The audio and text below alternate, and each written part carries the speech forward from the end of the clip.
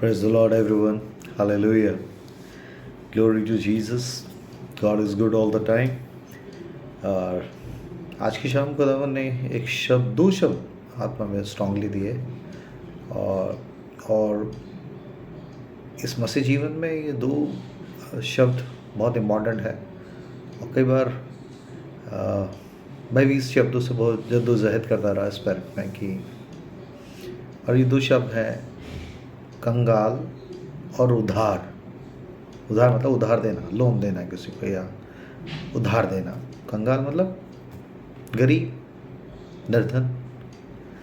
तो ये दोनों शब्दों को परमेश्वर ने आत्मा में दिया, और कि जिस तरीके की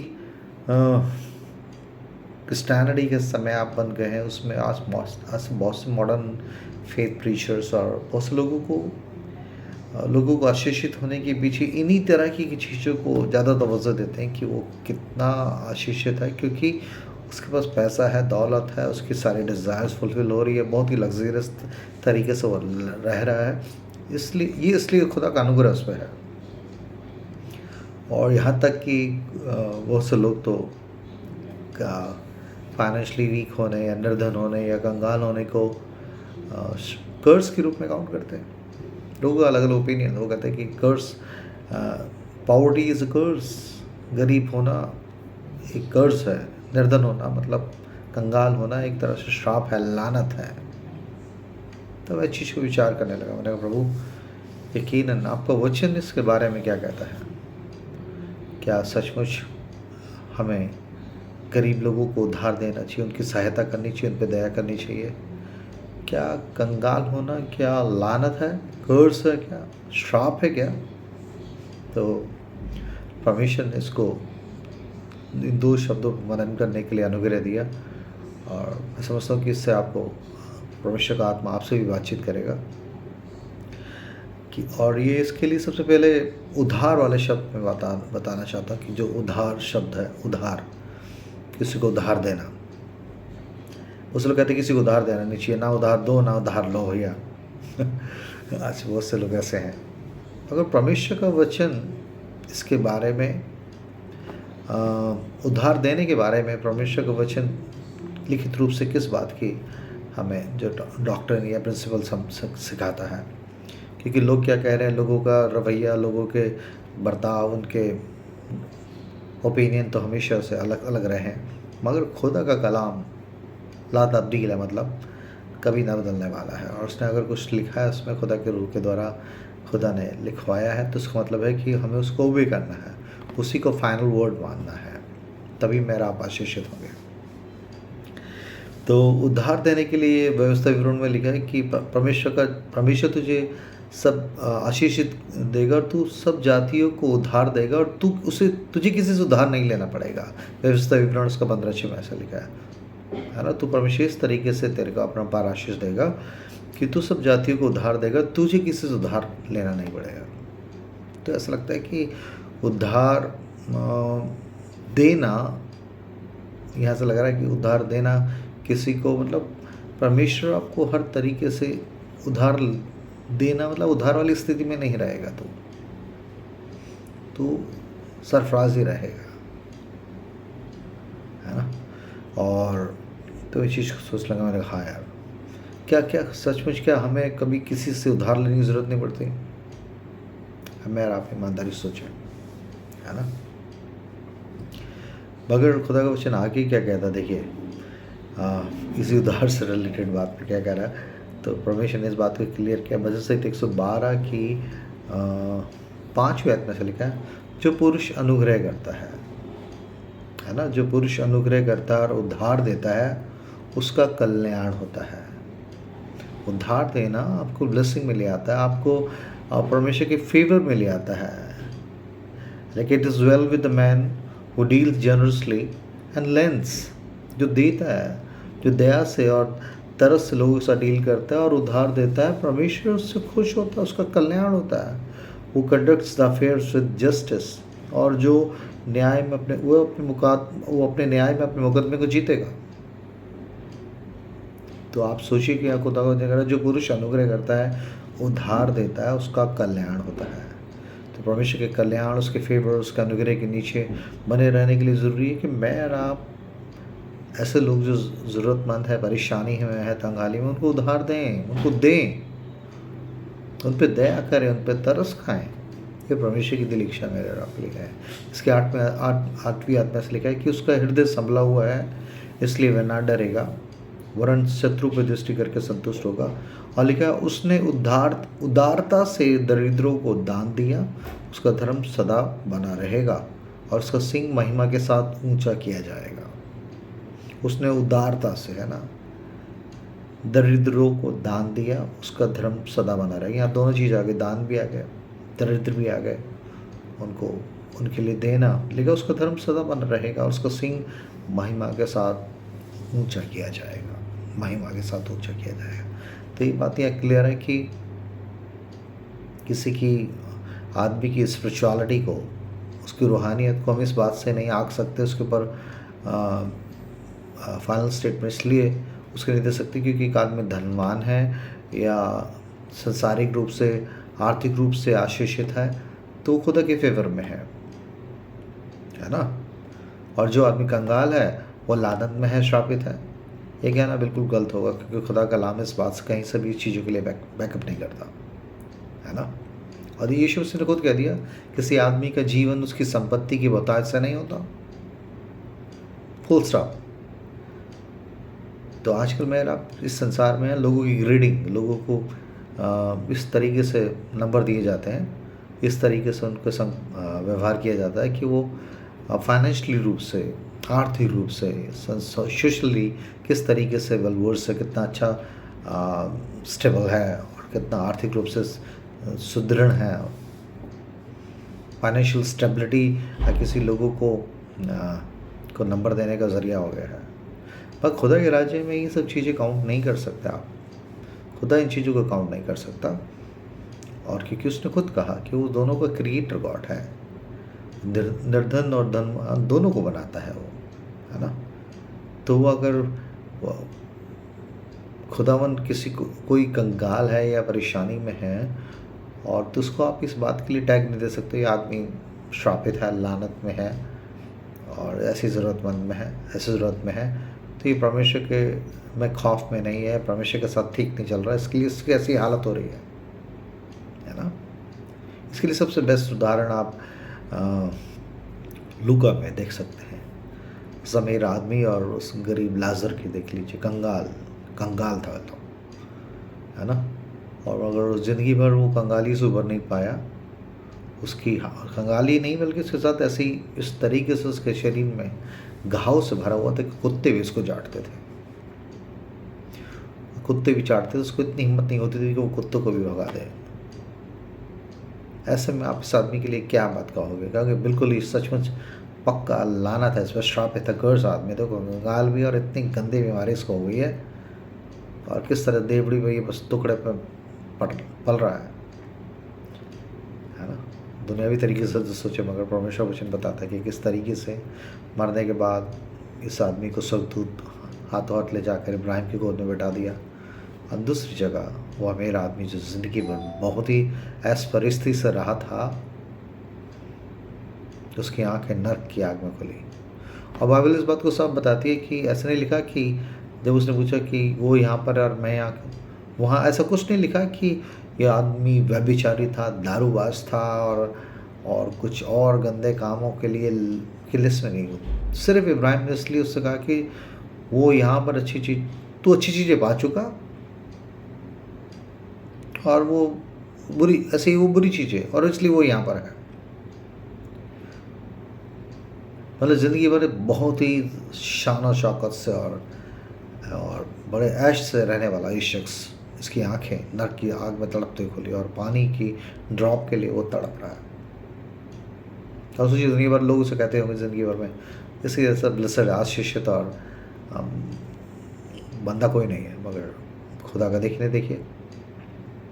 तो आप इस बात को किसी आदमी को इस तरह से ग्रेडिंग नहीं कर सकते कि वो तंगहाली में है या गरीब है, आर्थिक रूप से परेशान है, तो वो लानत में है, कर्स में है, श्राप में है, क्योंकि ये खुदा का इस तरीका नहीं। लोगों की ओपिनियन, क्योंकि संसारी लोग तो इसी तरीके से लोगों को तवज्जो देते हैं, कितना धनाढ्य आदमी, कितना पढ़ा लिखा, कितना और शान शौकत से रहता है, इसलिए लोग उसको उसके मित्र बनते हैं। नीति में जो लिखा, धनी के सब लोग मित्र बन जाते हैं, कंगाल का कोई पास भी आना नहीं चाहता।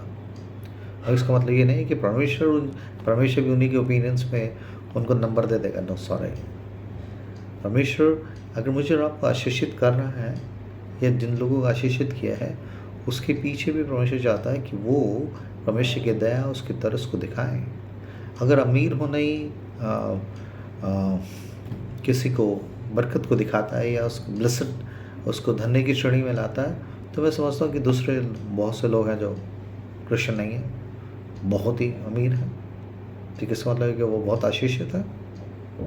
दुनिया के लोग और मैं आशीषित हो सकते हैं, अगर परमेश्वर की नज़र में वो कंगाल और बिल्कुल निर्धन है, क्योंकि वो परमेश्वर को नहीं जानते, परमेश्वर के उद्धार से दूर हैं। मगर एक निर्धन आदमी जब परमेश्वर को जान गया है, तो वो समझ कुछ उन करोड़पति, अरबपति, उस मिलेनियर, बिलियनियर से बहुत बढ़कर है ना। इसलिए वो ज़रूरी है कि हम लोग इस बड़े जजमेंटल होते हुए किसी भी तरीके से ऐसी स्थिति में पहुंच जाएं कि आप खुदा की चीज़ों को, कलाम को लांघते हुए किसी को कुछ भी ग्रेडिंग कर दें, क्योंकि लगा अगर तुम उनको तुच्छ जानते तो परमेश्वर के वचन को तुच्छ जाना, मतलब आप परमेश्वर के वचन को लाग कर अपनी ओपिनियन में किसी को, कंगाल आदमी को तुच्छ या श्रापित या लानत वाला बताकर उससे कपड़े झाड़ रहे हो, कह रहे तुम लानत में हो यार, तुम कर्स में हो क्योंकि तुम निर्धन हो यार। तो ये तरीका खुदा का तरीका नहीं है कि हम दोष लगाने वाले और गलत तरीके से परमेश्वर के वचन से आगे निकल कर उनका जजमेंटल, उनको न्याय करने वाले ठहरे, और परमेश्वर हमें जो बख्शेगा नहीं हमें, है ना। तो ये दो शब्द जो परमेश्वर ने दी, उधार देना, उधार नहीं, उधार। सो वो साल्वेशन वाला उधार नहीं, उधार मतलब लोन देना, लेंस करना, किसी को देना, है ना। और परमेश्वर से खुश होता है ना। लिखा है कि उसने उदारता से दरिद्रों को दान दिया, उसका धर्म सदा बना रहेगा और उसका संग महिमा के साथ ऊंचा किया जाएगा, है ना।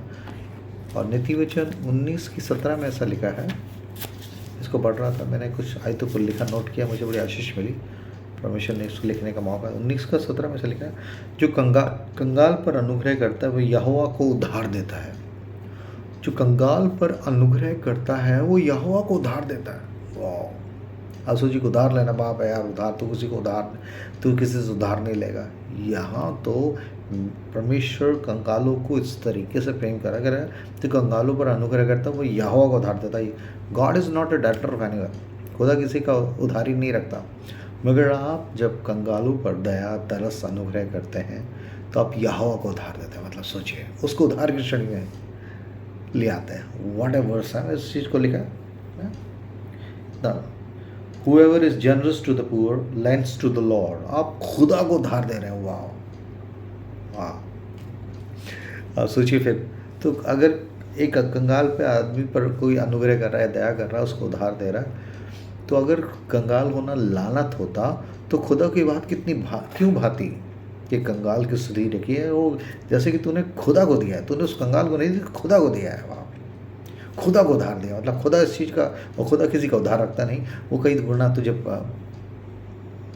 वापस करेगा मल्टीप्लिकेशन के साथ।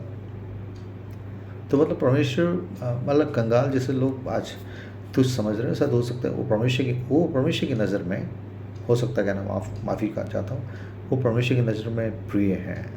क्योंकि कई बार खुदा किसी लोगों की इंटीग्रिटी और उसको आशीषित करके भी उसको टेस्ट करता है कि उसका रवैया और दूसरे ज़रूरतमंद कंगाल या निर्धन और फाइनेंशियल वीक लोगों के साथ उसका बर्ताव कैसा है। वो भूल गया क्या, वो घमंड में भूल गया कि परमेश्वर ही एक को धनी एक को निर्धन बनाता है। सद हो सकता है कि उसने आपको धनी बनाया ताकि आप निर्धन लोगों की सुधि ले सकें, क्योंकि परमेश्वर भी खुद धनवान होने के बावजूद हमारे लिए कंगाल बन गया ताकि हम हर तरीके से धनवान किए जाएं।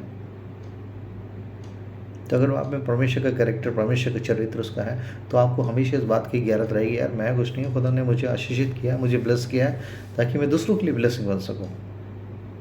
आप दो को इसलिए डिग्रेड नहीं कर सकते क्योंकि उनके पास आर्थिक रूप से वो संपन्न नहीं है, या उनके पास और ज़रूरतों में है और बहुत स्ट्रगल कर रहे हैं, और आप उठा लिए गए और आपके साथ लाइफ में ऐसे फाइनेंशियल स्ट्रगल और दूसरी चीज़ें नहीं है, इसलिए आप उन लोगों को तुच्छ नहीं जान सकते, उनको ये नहीं कह सकते ये श्रापत है, लानत है। अगर वो कंगाल, तो लानती आदमी कैसे स्वर्ग पहुंच गया? अगर ये आदमी धनवान आशीषित होता तो इसको फिर नरक की आग में क्यों पहुंचाए? सोचिए, आप इस पर वार्तालाप करें। सो ये बहुत ज़रूरी है, क्योंकि मेरा भी कैसे जिसके लिए सेकंड तिमुथियुस में पौलुस लिखता कहता है अंत के दिनों में स्वार्थी लोग होंगे। हमारा स्वार्थ किस तरीके से स्वार्थी नाशुक्रगुजार लोग होंगे, है ना, नाशुक्रगुजार लोग होंगे, है ना। परमेश्वर का धन्यवाद नहीं करेंगे कि वो टैलेंट, वो रिसोर्सेज, वो साधन जो दिए खुदा ने, हम वी आर जस्ट ओवरसीयर्स। मैं और आप यहाँ पर भंडारी हैं यार, हम ऑनर नहीं है। और खुदा ने हमें कुछ दिया है, इसलिए दिया था कि ऐसे लोगों तक के लिए हम परमेश्वर की दया, तरस, उसके प्रेम को दिखाने का जरिया बन सके, इसलिए बहुत ज़रूरी है ना। नीति वचन उसकी 19-17 में ऐसे हमने जैसे पढ़ा कि जो कंगाल पर अनुग्रह करता है वो अनुग्रहकारी परमेश्वर देखिए, जो खुद अनुग्रह देता है। वो कह रहा है जो कंगाल पर अनुग्रह करता है, परमेश्वर के अनुग्रह में से होकर जब मेरा आप कंगाल पर अनुग्रह करते हैं तो लिखा वह यहोवा को उद्धार देता है और वह अपने इस काम का प्रतिफल पाएगा। मत्ती में उठा के देख लीजिए, जजमेंट के टाइम पे मैं भूखा था, मैं नंगा था, कंगाल था, है, भूखा, नंगल और जेल में प्यासा था। तो ये कंगाली लोग होंगे ना, भूखा, नंगा, प्यासा। ऐसे लोगों के साथ जो जिसने किया, लिखा यीशु मसीह ने जो छोटे के साथ किया, छोटे छोटे अपने भाइयों के साथ किया, वो मेरे साथ किया है। वाह। तो आप क्या, और बहुत से लोग इसलिए वहाँ पर फेंक दिए जाएंगे नरक की आग में, क्योंकि यीशु मसीह ने कहा मैं भूखा था, मैं नंगा था, मैं प्यासा था, मैं जेल में था, तो मेरी सुधि नहीं ली, मेरे को पूछा नहीं। तो ये लोग, परमेश्वर को जानने वाले लोग शायद कहेंगे हमने कब तुझे भूखा, नंगा, प्यासा देखा, और जो तुमने छोटे के साथ नहीं किया वो मेरे साथ नहीं किया। तो हो सकता है कि परमेश्वर मुझे और आपको इसलिए आशीषित कर रहा है कि इन आशीषों में से होकर मैं और आप दूसरों के लिए आशीष का जरिया बने, परमेश्वर के प्रेम, उसकी दया, उसके तरस, उसके कैरेक्टर को दिखाने का जरिया बने। मेरे और आपके अंदर जो भी खुदा ने इन्वेस्ट किया है, इम्पार्ट किया है, जो टैलेंट्स दिए हैं, गिफ्ट्स दिए हैं, जो भी आशीषें दी हैं, बरकतें दी हैं, उसके पीछे सिर्फ एक ही निचोड़ है, उसका एक ही काम है कि उसके द्वारा हम कैसे परमेश्वर के चरित्र को, परमेश्वर की खूबियों को कि दिखाएं कि ये सब चीज़ें परमेश्वर की दया से मुझे मिली हैं। लेकिन अच्छे भंडारी की तरह उसको अच्छे कामों में लगाएं, उसको मल्टीप्लाई करें, उसको लेके बैठ जाए खुद गर्ज की तरह, लेके अपने समेटने में ना लग जाए। और उधार देने पे ही परमेश्वर ने एक आयत और दी, लूक 6:34-35 में ऐसा लिखा है, लूक उसको 6 का 34 और उसके 35 वर्ष में ऐसा लिखा है। आशीष मिलेगी आज, पता नहीं क्यों खुदा ने ये शब्द दिया, और मैं सोचता हूँ कि खुदा हमारी बहुत से माइंडसेट को चेंज करना चाहता है, हमारी ऐसी मैन मेड डॉक्ट्रिन्स को हटाकर खुदा के कलाम से रूबरू, क्योंकि खुदा का कलाम ही फाइनल है भैया। 6:34-35 में ऐसा लिखा है, देखिए, यदि तुम उन्हें उधार देते हो जिनसे फिर पाने की आशा रखते हो तो तुम्हारी क्या बढ़ाई, क्योंकि पापियों को उधार देते और नहीं फिर पाए, वरन तुम अपने शत्रु से प्रेम करो और भलाई करो और फिर पाने की आशा न रखकर उधार दो, और तुम्हारे लिए बड़ा फल होगा और तुम प्रधान के संतान ठहरोगे, क्योंकि वे उन पर जो धन्यवाद नहीं करते और बुरों पर भी कृपालु है। जैसा तुम्हारा पिता दयावंत है वैसे ही तुम भी दयावंत बनो, है ना।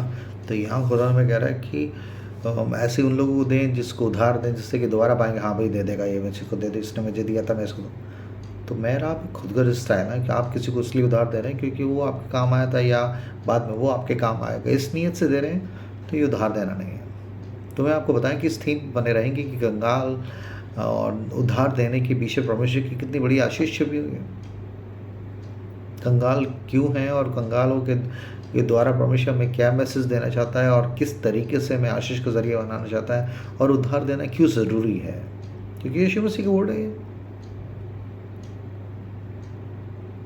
उधार, है ना, देने के लिए कि हमें उन्हें देना है, क्योंकि इससे हम पिता की तुम्हारा जैसा पिता दयावंत है वैसे तुम भी दयावंत बनो। निचोड़ ये है कि आप किसी भी दया इसलिए करोगे ना क्योंकि आप दयालु हैं, आपके अंदर कैरेक्टर है, आप में खुदा की दया तरस है, आपने खुदा की दया तरस उसकी आशीषों को एक्सपीरियंस किया, अनुभव किया है, और इसलिए आपके हाथ दूसरों की पे दया करने या उसके लिए बुरे वक्त में खड़े होने के लिए बिल्कुल भी नहीं हिचकोगे, क्योंकि आपने खुद परमेश्वर के प्रेम, अनुग्रह, दया, तरस को खुद अनुभव किया है। और आप उसके तुम्हारे अंदर से जीवन जल की नदियाँ फूट निकलेंगी, मतलब आप जो उस परमेश्वर से पी रहे आपने पिया, और इसलिए परमेश्वर आपके अंदर से ऐसे ज़रूरतमंद और ऐसे तंगहाल परेशान लोगों के लिए अपने कैरेक्टर को दिखाने के लिए आपको ऐसे इंस्ट्रूमेंट के रूप में इस्तेमाल, पात्र के रूप में इस्तेमाल करना चाह रहा है ना।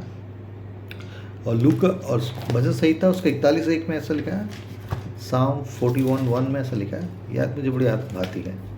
आज बहुत से लोग बहुत अमीर आदमी हैं, मगर पैसा दौलत सब कुछ होने के बावजूद बीमार हैं, लाचार हैं, और इतना पास उनके पास इतना पैसा है कि वो पूरे हॉस्पिटल ख़रीद लें, डॉक्टरों को ख़रीद लें, फ़ॉरेन में जाके ट्रीटमेंट भी करा लें, सब कुछ करा लें, मगर चंगे नहीं हो पाते हैं, क्योंकि कहीं ना कहीं उन्हें पता भी नहीं रहता कि किस तरह से उनकी सेल्फिशनेस और उनका खुदगर्जी बना, इतना पैसा दौलत शोहरत पाने के बावजूद भी उन चीज़ों को सही तरीके से परमेश्वर की दया दिखाने के लिए लोगों को इस्तेमाल नहीं करते हैं। इसका 41:1 में लिखा है, क्या ही धन्य है वह जो कंगाल की सुधि रखता है। मतलब कंगाल पे दया करना, उसकी सुधि रखना, उसका ख्याल रखने को खुदा ना आपको धन्य की श्रेणी में ले आता है। You are blessed in the sight of God when you are generous with the people those are in need. जो तंगहाली में, परेशानी में, उनके साथ अगर आप खड़े हैं तो आप परमेश्वर आपसे कह रहा है, यू सो ब्लेसड, तो मेरा कैरेक्टर को दिखा रहा है, मेरे चरित्र को दिखा रहा है, मेरी दया को दिखा रहा है, तुझे मैंने इसलिए आशीषित किया था और तू उनके लिए आशीष बन रहा है, शाबाश, वेल डन। देखिए क्या ही धन्य है जो कंगाल की सुधि रखता है, विपत्ति के दिन यहोवा उसको बचाएगा, उस मुसीबत के समय, उस तकलीफ के समय लिखा है यहोवा उसको बचा लेगा, यहोवा उसकी रक्षा करके उसको जीवित रखेगा, और वो पृथ्वी पर भाग्यवान होगा, और तू उसको शत्रु की इच्छा पर ना छोड़। जब वह व्याधि के मारे सैया पर पड़ा हो तब यहोवा उसे संभालेगा, और तू रोग में उसके पूरे बिछौने को उलट कर ठीक करेगा। इस कोरोना के टाइम पे देख लीजिए आप, बहुत से मिलनियर लोग जिनका सिर्फ रास इतना था कि वो दवाइयाँ क्या, इंजेक्शन्स क्या, गैस क्या, वो ऑक्सीजन क्या, सब कुछ खरीद सकते थे, मगर नहीं, उनकी कुछ भी नहीं बचा पाए। मगर लिखा है जो आदमी उद्धार देता है, जो कंगालों पर अनुग्रह करता है, लिखा वो जब वह व्याधि के मारे, ऐसा लिखा है, the Lord sustain him on his sick bed, उसकी बीमारी के बिस्तर पर परमेश्वर उसको उठा के ठीक कर देगा। In his illness you restore him to full health, और लिखा बीमारी के समय, व्याधि के समय, किसी भी खतरनाक बीमारी के समय भी लिखा है, in his illness you restore him to full health, उसको पूरी तरीके से खुदा चंगाई देगा। क्यों देगा? क्योंकि उसने क्या ही धन्य है जो कंगाल की सुधि रखता है। जैसे कंगाल की सुधि रखने को खुदा आशीषित कह रहा है, तो कंगाल लोगों के साथ आपके व्यवहार को अगर वो लानती होते या श्रापित होते या कर्ज के रूप में कहते तो खुदा कहता आप मरने दो उन कंगालों को, या लानती है या है लोग दोस्त लोग हैं, नहीं, किसी को कंगाल होना उसको दोस्त नहीं ठहराता है। बेसिकली आप गलत फहमी में है, उसको कर्ज में नहीं लाता है। आप सोचिए कि मैं पौलुस, पतरस, यूहन्ना, याकूब को देख लीजिए आप, नई न्यू टेस्टमेंट में आ लीजिए, देख लीजिए आप, ये बेचारे मारे करते रहते थे, इन्होंने कोई संपत्ति नहीं उठाई, बहुत प्रॉपर्टीज नहीं इकट्ठी करी जब इनके पास एक फ्राज से लोग देते थे, नहीं, गरीबों में बांट दिया करते, जैसे जैसे जरूरत होती थी आपस में बांट लिया करते, इधर से उधर मारे खाना बदोश की तरह घूमते रहे। इनको यही जज्बा था कि मसे मिल गया, और सब चीज़ जो लाभ की तो उन्होंने कूड़ा समझ लिया। गुफाओं में छुपते रहे, इधर छुपते रहे, इधर से उधर शहरों में भागते रहे। पतरस, यूहन्ना, याकूब, किसी ने मॉडर्न वर्ल्ड में कहो कि किसी को इतने सब कुछ होने के बाद बहुत लोग अपनी प्रॉपर्टीज़ इनको दिया करते थे, इन्होंने अपने बच्चों के लिए या अपने किसी चीज़ के लिए, अपने वारिस के लिए, किसी के लिए एक जनता का फ्लैट्स भी नहीं खोल के कोठियाँ और वो बड़ी अपने मेंशन बनाने की तो बात ही दूर है, संतोष में रहते थे। उन्हें बहुत चीज़ों की घटी में भी रहते थे। पौलुस कहता है मैंने नंगे उघाड़े हर हाल में रहना सीख लिया है। अब नंगे उघाड़े तो पौलुस रह रहा तो क्या कर्ज में हो गया क्या वो? सोचिए आप, कह रहे संतोष सही भक्ति बड़ी कमाई है। तो आप कैसे लोगों को ग्रेडिंग कर लेंगे? किसी आदमी का पैसा नहीं है या आर्थिक रूप से तंगहाल है या परेशानी में है तो खुदा का कहर उस पर है या वो कर्ज में है, श्राप में है, लानत में है। नो सॉरी, आप ऐसे करके परमेश्वर की निंदा कर रहे हैं, उसके कलाम की निंदा कर रहे हैं। लिखा परमेश्वर धनी और निर्धन दोनों का करता है, दोनों को बनाने वाला है। उसने रचा, उन्होंने रखा है उस चीज़ों के द्वारा, वो अपनी मर्जी को होकर चीज़ों को करता है। तभी यीशु मसीह ने कंगाल तो हमेशा तुम्हारे साथ रहेंगे, और निर्धनों और कंगालों की सुधि लेने के लिए वो अपने लोगों को मोटिवेट कर रहा है। खुदा का कलाम कह रहा है उसको करना चाहिए। तुम्हें कंगालों की सुधि लो, अपने भाई की सुधि लो, तंगाल में जो निर्धन है, जो कंगाल है, उन पे दया करो, क्योंकि तुम्हारा पिता दयावंत है। और बहुत से लोग सचमुच ऐसे विपत्ति के समय, संकट के समय उबर नहीं पाए, क्योंकि पैसा दौलत सब कुछ होने के बावजूद भी। मगर कुछ ऐसे गरीब लोग बेचारे जिनको डॉक्टर के पास जाने के लिए, उनको मेडिसिन खरीदने तक के पैसे नहीं थे, वो कोरोना हुआ हो कि बस वो गुजर के उभर के आ गए, और कौन उनको ट्रीटमेंट कराएगा, कौन लाखों रुपए का खर्च उन्हें देगा। मगर खुदा ने तो संभाल लिया, क्योंकि परमेश्वर की नज़र उन पे है। और परमेश्वर अगर मुझे आपको आशीषित करता है ताकि हम ऐसे लोगों के लिए आशीष का, ब्लेसिंग का ज़रिया बन सके।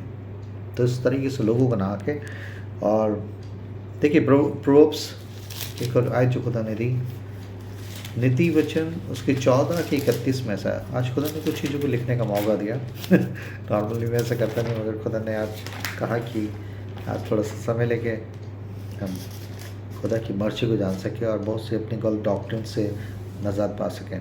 और 14 के 31 में लिखा है, जो कंगाल पर अंधेर करता है वह उसके कर्ता की निंदा करता है।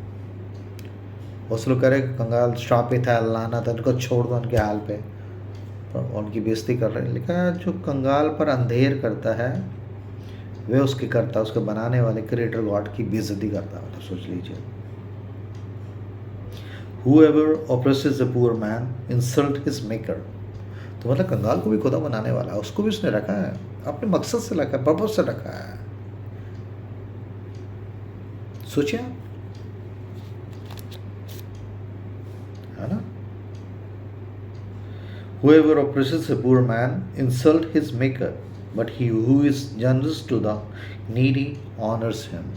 मगर जो ऐसे कंगाल लोगों की सुधि लेता है, लेकिन जो कंगाल पर अंधेर करता है वे कर्ता की निंदा करता है, उसको बनाने वाले की बेइज्जती कर रहा है। परंतु जो दरिद्र पर अनुग्रह करता है वे उसकी महिमा करता है। तो आप कैसे कह सकते हैं कि अरे कंगाल आदमी को अरे ये श्रापित है, लानत है? इस मॉडर्न में बहुत से लोगों ने इसके किसी लोग तंगाल लोगों के लिए एक शब्द बना दिया, ये बंदा कर्ज में है, श्राप है यार। मगर देखिए खुदा का कलाम कहीं भी इन लोगों को श्रापित ठहरा रहा है, बल्कि इनको धन्य की श्रेणी में ला रहा है इनको। और दूसरे अपने खुदा ने अपने लोगों को, आशीषित लोगों जिनको उसने सरफराज किया है, उनसे उनको इस बात के लिए हिदायत दे रहा है कि तुम इन लोगों की सुधि लो, इनके सब पर अंधेर मत करना। इनके साथ अगर तुमने पक्षपात किया तो मेरे से लड़ने वाले ठहरोगे। इन्हें तुझ जानोगे तो मुझे तुझ जानोगे तुम। इस निर्धन को जो अंधेर कर रहा है, उस पर तुझ जान रहा है, उस पर बेइज्जती कर रहा है, उसको अन्याय कर रहा है, तू उसके कर्ता की यहोवा की निंदा कर रहा है। तू इतनी खतरनाक स्थिति है तुझे, है ना? तो ये आए थे, प्रभु मेरे और आपकी मदद करे कि हम अपने आत्मा में याद बना के रखें। और मैं समझता हूँ कि खुदा, क्योंकि कई बार हम बहुत जल्दी किसी का न्याय कर डालते हैं, है ना? बहुत से लोग उस धनी, उस अमीर आदमी की तो तारीफ करते होंगे और इस लाजर को देख के हाय कहते होंगे, अरे लानत है यार, ऐसी बीमारी किसी को, अरे ऐसा कंगाल, ऐसा बुरा हाल किसी का ना हो। और ये लोगों का देखना था, मगर मरने के बाद चीज़ें बिल्कुल चेंज हो गई, बिल्कुल आराम और बिल्कुल दुख और आंसू की जगह से बचकर वो बंदा वहाँ पहुँच गया। कंगाल लाजर, कंगाल लगा, यीशु मसीह के शब्द है, मतलब लिटरली वो पूरे हेवनली, ये कोई पैराबल नहीं है बेसिकली। बताओ, ये पूरा लाइट टेलीकास्ट लिखा है, स्वर्ग और अधोलोक परमेश्वर की नज़र में खुले हुए हैं। वो देख के इन चीज़ों को बता रहा है, उन चीज़ों को बता रहा खुदा बाप। इसलिए परमेश्वर मुझसे आपसे चाहता है कि इन बात को समझ लें कि खुदा हमसे क्या चाहता है, खुदा हमसे क्या चाहता है और हम क्या कर रहे हैं, और किस तरीके का माइंडसेट हमने दूसरे लोगों के लिए कर दिया है। सोचिए इस बात को। खुदा मुझसे और आपसे रूबरू होना चाहता है और चाहता है कि मैं आप एक नई तरीके से, प्रेज़ द लॉर्ड, माफ़ी चाहता हूँ कुछ कॉल आने की वजह से कट गया, बट उसको कंटिन्यूस रखेंगे। 14:31 हम पढ़ रहे थे कि प्रोवर्ब्स में 14:31 में ऐसा लिखा है, जो कंगाल पर अंधेर करता है उसके कर्ता की, उसके बनाने वाले की निंदा करता है, परंतु जो दरिद्र पर अनुग्रह करता है, दया करता है, वो उसकी महिमा करता है। सोचिए, तो परमेश्वर की नज़र में कितने प्रिय हैं कंगाल लोगों को भी परमेश्वर उसी प्रेम में होकर डील करता है। मैं और आप ग्रेडिंग कर सकते हैं किसी आदमी के सांसारिक संपत्ति के द्वारा या उसके ओहदे की वजह से तुच्छ जान सकते हैं, है ना। याकूब में 1:27 में लिखा है, जब तू आराधना के बीच में कोई बड़ा कुछ सोने की मणि और अंगूठी पहने हुआ आ जाए और अच्छे कपड़ों से आ जाए और तुझसे कहे यहाँ बैठ, और गरीब को बैठ कहे तो यहाँ बैठ, नीचे बैठ मेरे पाँव के पास, तो क्या तुम उन्हें पक्षपात करने वाले नहीं ठहरे? साफ कह रहा है। सोचिए आप, पक्षपात करना, इसलिए आप कैसे कह सकते हैं ऐसे जो किसी तरीके से आपकी तरीके से आर्थिक रूप से आशीषित नहीं है या सरफराज नहीं है, क्या आप उनको तुझ जाने कि खुदा से भी बढ़कर होगा? आप खुदा ने शायद आपको इसलिए आशीषित किया कि आप दूसरों के लिए आशीष बने, परमेश्वर की दया उसके तरस से उन्हें रूबरू कराकर परमेश्वर के पास लाने का जरिया बने। हालेलुया। और एक कहता है जो 21:13 में, प्रोवर्ब्स 21:13 में लिखा है, ऐसा लिखा है, जो कंगाल की दुहाई पर कान न दे वह आप पुकारेगा और उसकी सुनी ना जाएगी। हो सकता है कुछ कंगाल आपको दुहाई दे रहे हैं, यार फिर ऐसा है ब्रदर, मेरे संग ऐसी प्रॉब्लम में, और आप दिमाग में कह रहे हैं, और आपको उससे इफरात से हो शायद आपके पास, मगर अरे यार इसने तो हमेशा का उसने ये चक्कर बना लिया, छोड़ो इसको। और लिखा है कि जो कंगाल की दुहाई पर कान न दे वह आप पुकारेगा और उसकी सुनी ना जाएगी। खतरनाक वर्ड से, तो किसी ज़रूरत में आपको पुकार रहे हैं, आपकी दुहाई दे रहे हैं, मगर अगर आप अनसुना कर रहे हैं आप गए। लिखा है कि आप पर जो कंगाल की दुहाई पर कान न दे वह आप पुकारेगा और उसकी सुनी ना जाएगी। तो यहाँ ये दो शब्द मैं बता रहा हूँ कि उधार देना कितना ज़रूरी है, अपने ज़रूरतमंद बहन भाइयों को देना, उस पर दया करना कितना ज़रूरी है, और उनको कंगालपन को उनको तुच्छ नहीं जानना, क्योंकि परमेश्वर ने उनको रचा है इस पर्पस रख। हो सकता है कि खुदावन ने उन्हें इसके द्वारा परमेश्वर दिखाना चाहता है कि परमेश्वर की दया तरस उन तक पहुँचे। उसने अपने पर्पस से लोगों को बना के रखा है, मगर मेरा नज़रिया क्या है ये काउंट करता है ना। और उसकी 22:9 में ऐसे लिखा है, दया करने वाले पर आशीष फलती है क्योंकि वह कंगाल को अपनी रोटी में से देता है। तो कंगाल को देना, उधार देना, रोटी देना, दया करना, मतलब लिखा है उस पर आशीष फलेगी, वो सही मायने में आशीषित होगा, क्योंकि वो अपनी रोटी में से देता है। वो जानता है कि परमेश्वर ने मुझे दिया है, जो भी कुछ है परमेश्वर का दिया हुआ है। मैं दूसरों से बेहतर नहीं था, खुदा ने मुझे घूरे से उठाकर इस लायक किया था कि मैं ऐसे लोगों के लिए आशीष का जरिया बन जाऊँ। खुदा करो आपसे बातचीत करें, है ना। उसकी 22 में ऐसे लिखा है, जो कंगाल पर इसकर अंधेर न करना कि वह कंगाल है। कंगाल पर इसलिए अंधेर न करना कि वह कंगाल है, और ना दीन जन को कचहरी में पीसना, क्योंकि यहोवा उनका मुकदमा लड़ेगा, और जो लोग उसका धन हर लेते हैं उनका प्राण भी हर लेगा। सोचिए बड़ा, लेकिन do not rob the poor because he is poor, or crush the afflicted at the gate, for the Lord will plead their cause and rob of life those who rob them।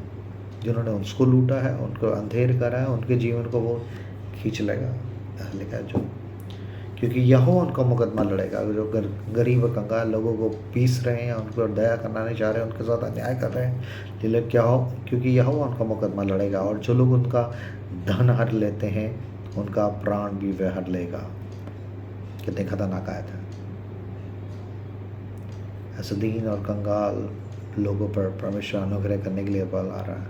उनको लानती या तुच्छ समझ के इस तरीके की बातें कहना, आप खुदा से लड़ने वाले ठहरेंगे। और उनके साथ बेइज्जती करना या उनकी दुहाइयों की ओर कान न लगाना, लिखा वो खुद पुकारेगा उसकी सुनी नहीं जाएगी, है ना। और याकूब में तो बहुत अच्छा लिखा है, याकूब 2:2-3 में ऐसे लिखा है, इसको मुझे बड़ी आशीष मिली। याकूब की पत्री उल्टा न्यू टेस्टमेंट में, हाँ देखिए, आई वाज सो ब्लेस्ड। याकूब 2 का 2-3 है ना।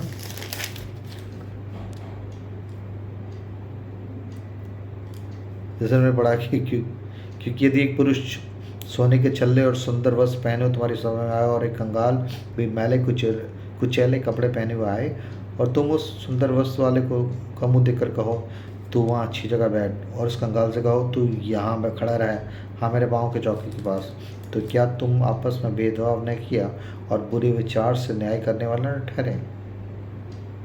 मुझे खुदा इस चीज़ की चेतावनी देकर याकूब लिखता वगैरह चीज़ों का ना। और पहला ये होना उसकी 3 की देखिए 17 में क्या लिखा है, फर्स्ट जॉन उसकी 3:17 में लिखा है, ठीक है, जॉन की 3:17। हाँ देखिए उसमें क्या लिखा है,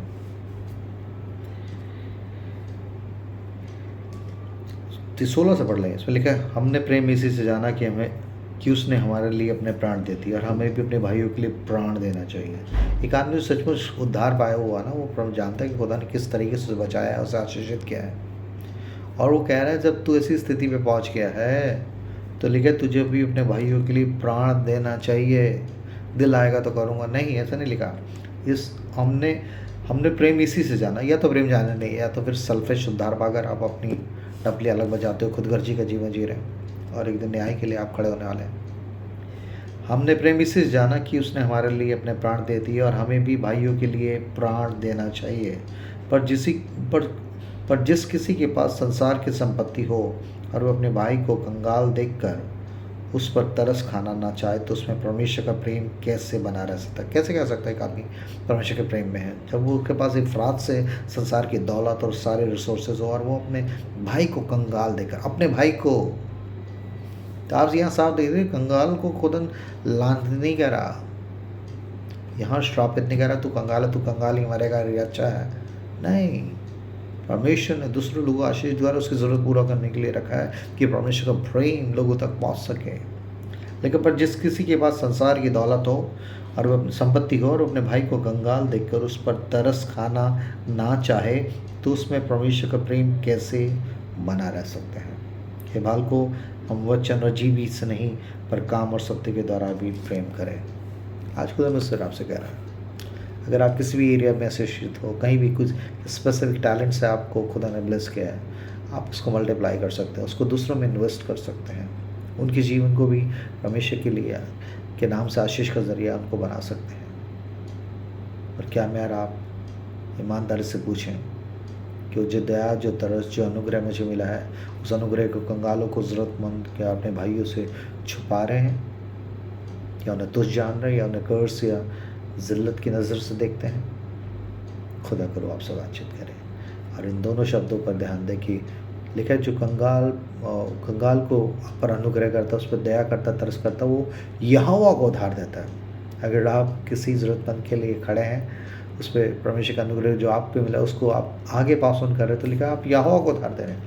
मतलब कौन खुदा को उधार कौन देगा यार, किसी की क्या औकात के खुदा को उधार दें, मगर आप देने वाली श्रेणी में आ जाएंगे। लिखा है, क्योंकि लिखा है खुदा कलाम में लिखा है जो कंगाल पर अनुग्रह या दया तरस खाता है वो यहोवा को उधार देता है, और वो अपने इस काम का प्रतिफल पाएगा। अगर आपने परमेश्वर के प्रेम और दया में तरस में होकर सामने ज़रूरतमंद और आदमी पर अनुग्रह किया, कंगाल पर अनुग्रह किया है, तो यहोवा के पास इस बात का बहुत ही प्रतिफल है, क्योंकि वो किसी का रखता नहीं। He is not a debtor of anyone. मगर ऐसा करके आप खुदा को उधार की श्रेणी में ले आओगे, खुदा को ऐसे करके खुदा को आशीष आपकी उड़ेलने के लिए आप तैयार करोगे। खुदा गुरु आपसे बातचीत करें और बेहतर तरीके से उससे मिलने के लिए तैयार करें। जितना मौका मिले, जैसे भी जो भी शख्स सामने आए, उसके लिए परमेश्वर की दया तरस सिर्फ वचन से लिखा है। ऐसा लिखा है ये बात को हम वचन और जीव से ही नहीं परंतु काम और सत्य के द्वारा भी प्रेम करें। प्रेम करो बहुत से रूल रहते हैं, मगर जब प्रेम करने दिखाने का मौका आता है, जब उनके पास कुव्वत है, जिनके पास रिसोर्सेज है, साधन है, अफराज हैं, मगर वो सब सामने वालों से अपने जैसा प्रेम नहीं कर, अपने भाई से अपने जैसा प्रेम नहीं कर पाता, अपने पड़ोसी से अपने समान अपने जैसा उसकी ज़रूरत को, उसके दर्द को, उसकी परेशानी को अपनी जैसा समझ के उसके साथ डील नहीं करते हैं। और इन चीज़ों का बड़ा खामियाजा लोग उठाएंगे उस न्याय के दिन, जब यीशु मसीह उनसे कह देगा जो तुमने उसके साथ छोटे के साथ नहीं किया, मेरे साथ नहीं किया।